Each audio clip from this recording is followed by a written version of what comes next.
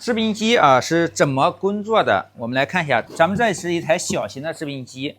这个上面是我给大家画了个制冰机的这个系统图。那么对照这个图，我们来一起看一下它到底什么工作的。那么它跟咱们的冰箱啊，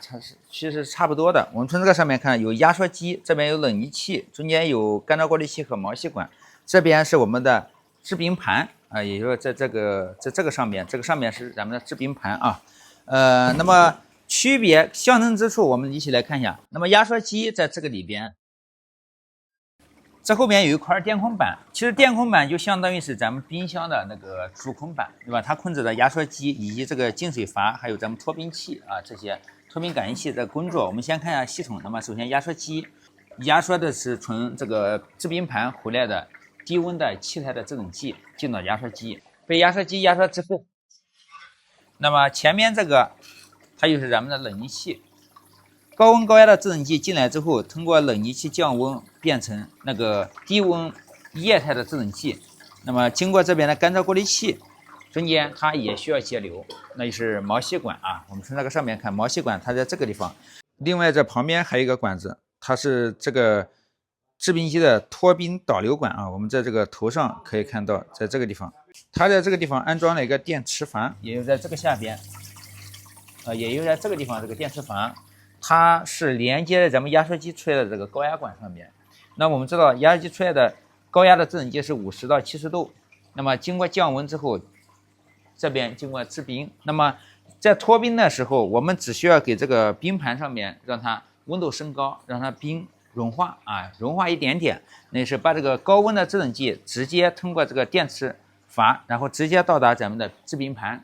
给它加温，这个时候咱们冰都掉下来了。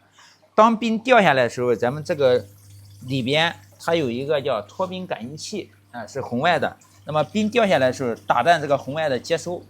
这样制冰机就能识别到里边脱冰已经完成了。那么在这个里边，它还需要几样配合，那就是净水阀，因为咱们这个制冰机它需要咱们自动补水，对吧？你冰越来越多，里边水会越来越少，所以说。那么自动补水的话，里边有一个进水阀，当水少的时候会自动进水。那自动进水，那就需要一个水位开关啊。那么它也是在这个里边啊，有一个小开关，水位开关跟浮球一样，有点像咱们中央空调那个排水那个小浮球。那么它升起来之后，就代表水位已经到了。那除了这两个蒸汽之外，那么还需要一个循环水泵，因为这个水在里边，它要不停的进行循环，并且这个水从下边之后一定要喷上来，或者喷到咱们的这个制冰盘上，或者有些制冰盘是斜着的，然后水从这个上面流过去啊。那么这个水凉了之后流过去，那就开始制冰了。